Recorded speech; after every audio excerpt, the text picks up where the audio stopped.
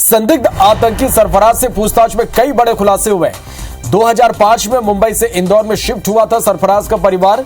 12 साल सरफराज तक हांगकांग और चीन में वो रहा। 5वीं पास सरफराज को इंग्लिश और चाइनीज भी शादियां सरफराज कर चुका है। आपको बता दें कि चीन में ही एक शादी की है। एनआईए और मुंबई एटीएस की टीम अब आगे पूछताछ कर रही है।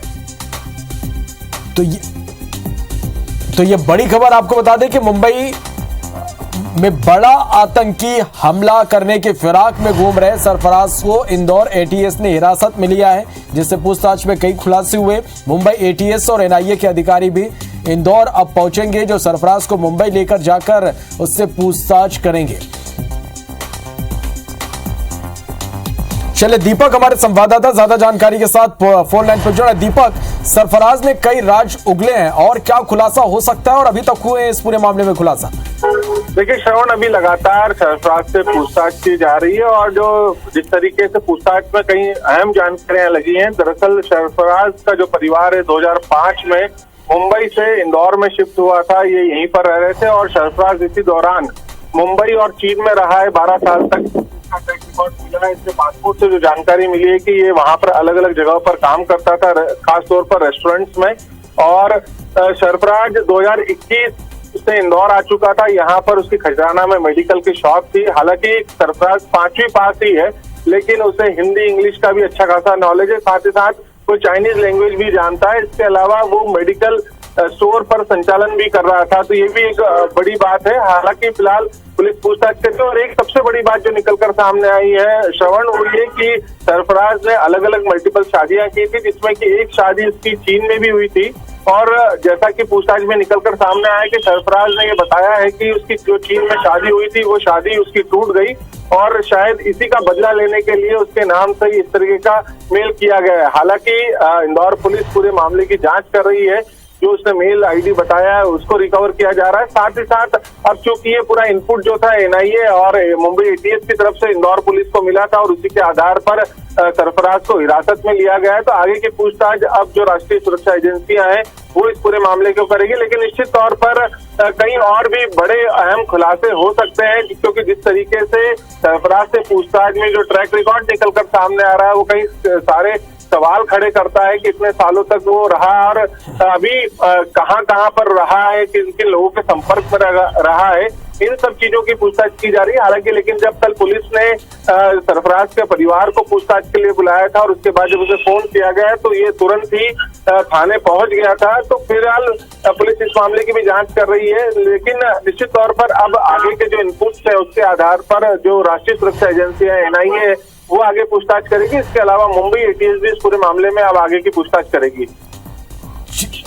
चलिए दीपक, निश्चित रूप से एक बड़ी कार्रवाई यहां पर हुई है। मुंबई से भी एटीएस की टीम यहां पर पहुंचेगी पूछताछ के लिए। इस बारे में क्या जानकारी कि कब तक पहुंच सकती है? देखिए आज ही हम दोनों टीमें पहुंच जाएंगी और वो लगातार पूछताछ करेंगे। हालांकि क्या समय रहेगा इस बारे में पुलिस नहीं कर रही है।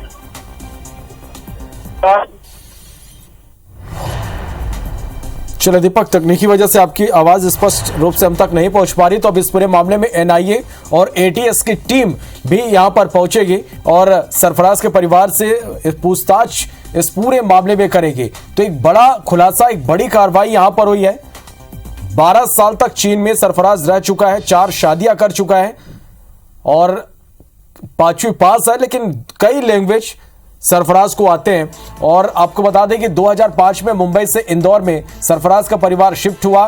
12 साल सरफराज तक हांगकांग और चीन में रहा, 4 शादियां कर चुका है। एनआईए और मुंबई एटीएस की टीम आगे की पूछताछ करेगी। तो ये पूरा मामला बताया कि मुंबई में बड़ा आतंकी हमला करने के फिराक में था सरफराज। एटीएस ने हिरासत में ले लिया है। मुंबई एटीएस और एनआईए के अधिकारी भी इंदौर पहुंचेंगे, सरफराज को मुंबई ले जाकर उससे पूछताछ करेंगे। जानकारी के मुताबिक सरफराज पाकिस्तान, चीन और हांगकांग से ट्रेनिंग लेकर भारत लौटा है। देश में बड़ा आतंकी हमला करने की साजिश रच रहा था। खुफिया एजेंसी ने इसको लेकर अलर्ट जारी किया। मुंबई पुलिस ने इसके लिए इंदौर पुलिस से मदद मांगी। सरफराज इंदौर के चंदन नगर थाना इलाके के ग्रीन पार्क कॉलोनी का रहने वाला है। सूचना पर एटीएस ने कल घर में दबिश दी, माता पिता से पूछताछ की, सरफराज को भी यहां से धर दबोचा किया। फिलहाल संदिग्ध खतरनाक आतंकी को पुलिस ने हिरासत में लिया है और आगे लगातार पूछताछ की जा रही है और कई खुलासे भी अब इस पूरे मामले में हो रहे हैं।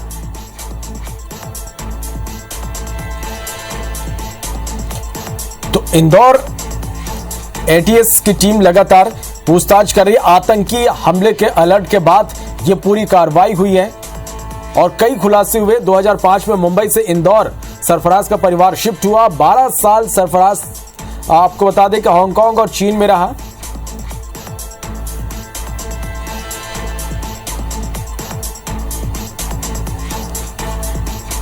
आतंकी सरफराज से पूछताछ में कई बड़े खुलासे हुए। 2005 में मुंबई से इंदौर में सरफराज का परिवार शिफ्ट हुआ था और 12 साल सरफराज हांगकांग और चीन में रहा। 5वीं पास सरफराज को इंग्लिश और चाइनीज भी आती है। लगातार पूछताछ जारी और कई बड़े खुलासे भी हो रहे हैं। आपको बता दें कि एनआईए और मुंबई एटीएस की टीम आगे की पूछताछ करेगी और इस पूरे मामले में डीसीपी रजत सक्सेना का क्या कहना है, आइए आपको सुनाते हैं।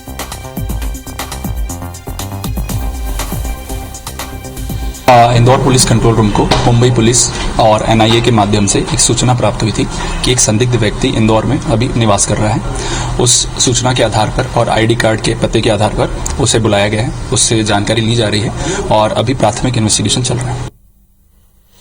चलिए, तो लगातार पूछताछ सरफराज से की जा रही है और कई खुलासे भी हुए हैं। मुंबई से एनआईए और एटीएस की टीम भी यहाँ पर एनआईए की टीम पहुंचेगी जो आगे पूछताछ करेगी और जिस तरह से मुंबई को दलाने की साजिश, एक बड़ी साजिश यहां पर सरफराज ने रची थी और इससे पहले जो अलर्ट जारी किए गए थे उसके आधार पर यह बड़ी कार्रवाई की गई है।